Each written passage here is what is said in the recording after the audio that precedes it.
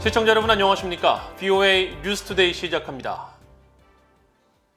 미국은 유엔 안보리 대북제재위원회 전문가 패널 보고서가 북한의 계속되는 핵과 미사일 프로그램 개발의 세부 내용을 보여준다며 이것은 분명한 안보리 결의 위반이라고 강조했습니다. 특히 중국이 북한의 제재 회피 활동에 연관돼 있다면서 중국의 대북제재 이행을 촉구했습니다. 첫 소식 오택성 기자가 보도합니다. 유엔 주재 미국 대표부는 31일 공개된 북한의 광범위한 제재 위반 사례를 명시한 유엔 안보리 대북제재위원회 전문가 패널 보고서에 대한 VOA의 논평 요청에 분명한 입장을 밝혔습니다. 유엔 주재 미국 대표부 대변인실 관계자는 1일 VOA에 이번 보고서는 북한이 제재를 위반하면서 핵과 미사일 프로그램 개발을 계속 벌이고 있다는 사실을 세부적으로 조명하고 있다고 밝혔습니다.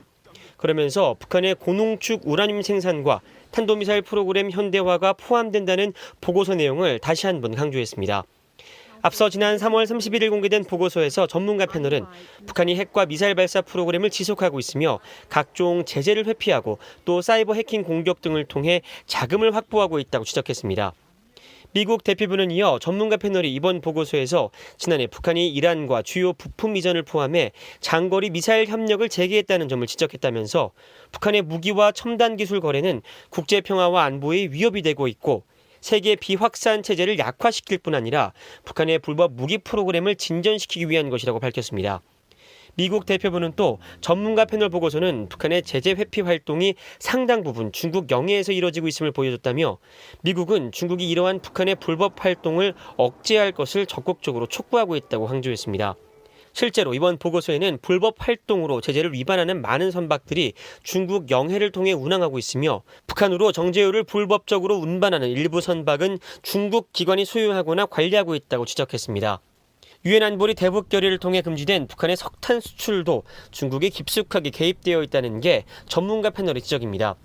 지난해 최소 400회 이상의 운송을 통해 북한은 약 250만 톤의 석탄을 수출했는데 대부분 중국 닝보 저우산 지역으로 수출했다는 겁니다. 그러나 전문가 패널이 제재 위반 연료 선박들의 정보를 중국 측에 전달하며 이들 선박을 납포해야 한다고 말했지만 중국은 정보가 충분하지 않다며 이 선박들에 대한 조사에 나설 수 없다고 대답했다며 대북제재 이행에 비협조적인 중국의 행태를 지적했습니다. 전문가 패널은 또 최근 집중적으로 조명되고 있는 북한의 가상화폐 해킹 공격에도 중국이 연루되어 있다며 중국의 비상장 거래소가 북한 해킹 그룹이 절취한 가상화폐를 다른 화폐로 돈 세탁을 해줬다고 밝혔습니다. 최종 단계에 들어간 바이든 행정부의 대북 정책 검토에 중국 역할 문제가 담길 것으로 예상되는 가운데 중국에 대한 미국의 요구가 어떻게 적용될지 주목됩니다. VOA 뉴스 오택성입니다. 미국 행정부의 대북 정책 검토가 최종 단계에 들어선 가운데 미국 국무부는 비핵화가 여전히 대북 정책의 중심에 있을 것이며 북한에 대한 접근법이 효과를 거두기 위해 한국, 일본 등 동맹과 보조를 맞춰야 한다고 밝혔습니다. 네드 프라이스 국무부 대변인은 1일 정례 브리핑에서 바이든 행정부의 대북정책 검토 진행 상황에 대한 질문에 대북정책 검토가 결론에 도달하고 있다면서 현재 진행 중인 검토의 결론을 예단하고 싶지는 않지만 미국의 대북정책 중심에 비핵화가 계속 있을 것이라고 강조했습니다. 이어 북한에 대한 어떠한 접근법도 효과를 거두려면 한국, 일본 등 동맹들과 보조를 맞춰 실행해야 한다는 점을 잘 알고 있다고 덧붙였습니다. 프라이스 대변인은 또 블링컨 국무장관이 지난달 일본과 한국을 방문했을 당시 북한 문제가 양자 간 가장 중요한 논의 현안이었고 대북정책 검토와 접근 방식에 대한 초기 의견을 공유했다면서 2일 열리는 미한일 3국 안보당국자 회담에서 한국, 일본의 생각과 관점을 공유할 수 있는 기회가 될 것이라고 말했습니다. 존 볼튼 전 국가안보보좌관은 북한이 30년 이상 비핵화 약속을 지키지 않았다며 이제는 미국이 중국에 집중할 때이고 중국에게 북한 비핵화 문제를 해결하지 않으면 미중 갈등이 고조될 것이라고 경고해야 한다고 밝혔습니다. 존 볼튼 전 보좌관은 최근 워싱턴 이그제미너에 바이든은 중국을 통해서 북한에 맞서야 한다는 제목의 기고문을 통해 중국은 북한에 대해 70년 이상 대규모 경제, 군사 지원을 했으며 유엔 안전보장이사회에서도 북한의 보호막 역할을 하고 있다면서 이같이 밝혔습니다. 볼튼 전 보좌관은 그러면서 중국은 북한을 탄생시키고 지탱한 책임을 져야 한다며 미국은 시진핑 주석에게 북한 비핵화 문제를 해결하지 않으면 미중 갈등이 크게 고조될 것이라고 경고해야 한다고 말했습니다. 아프리카 세네갈에서 불법으로 운영되고 있는 북한 건설회사 만수대가 정기적으로 본국의 각종 지원금 명목에 현금을 보내온 것으로 확인됐습니다. 또 현지 대사관의 운영비까지 일부 부담하고 있었는데 이런 상황에서 노동자들은 월 100달러 수준의 생활비를 받고 있는 것으로 나타났습니다.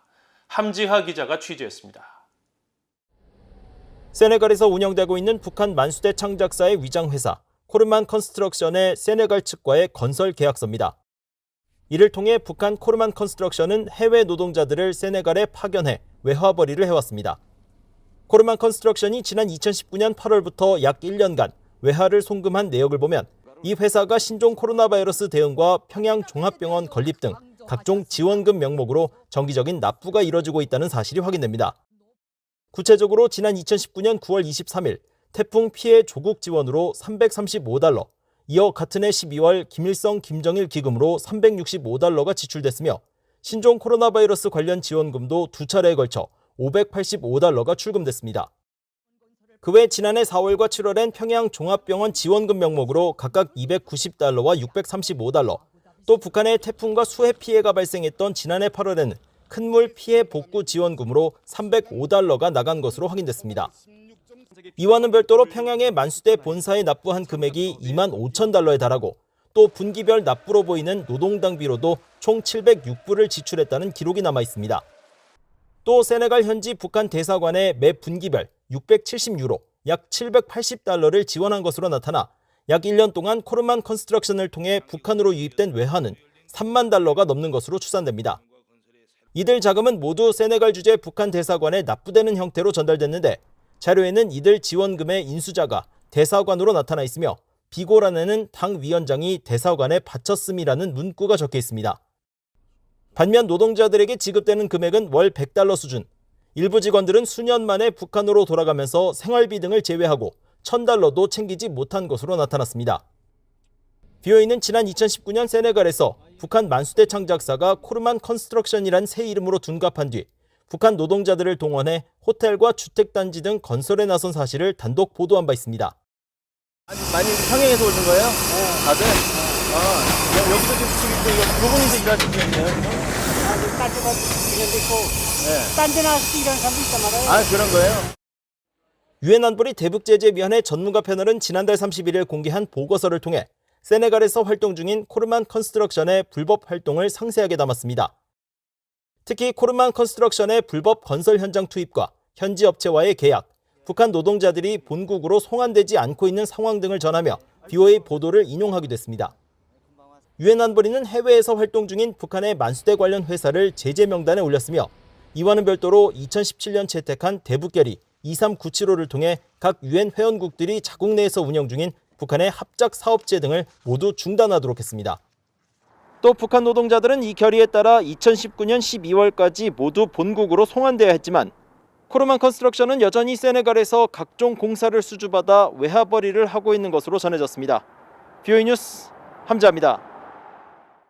마이크 폼페오 전 미국 국무장관은 국무장관 재임 시절 북한 비핵화의 진전을 더 이뤄내지 못해 유감스럽다고 말했습니다. 폼페오 전 장관은 이를 루슬리스라는 시사 팟캐스트와의 인터뷰를 통해 북한의 김정은 국무위원장이 핵실험이나 장거리 미사일 시험을 그만두도록 설득하는 데는 성공했지만 핵 프로그램을 포기하도록 하지 못했다면서 이같이 밝혔습니다. 폼페오 전 장관은 또 자신이 미국 중앙정보국 CIA 국장이었던 지난 2018년 4월 북한을 처음 비밀리에 방문한 것은 도널드 트럼프 전 대통령이 북한에 대해 화염과 분노에 직면할 수 있다고 경고한 것에 후속 조치를 위한 것이었다고 설명했습니다. 또 자신이 비행기를 타고 평양 활주로에 착륙해 미국인 대학생 오토 원비어를 사망에 이르게 하는 등 최악의 반인도 범죄를 저지른 김정은 위원장을 만나게 될 것이라고는 상상도 하지 못했다고 말했습니다. 이상으로 BOA 뉴스투데이를 모두 마칩니다. 시청해주신 여러분 고맙습니다.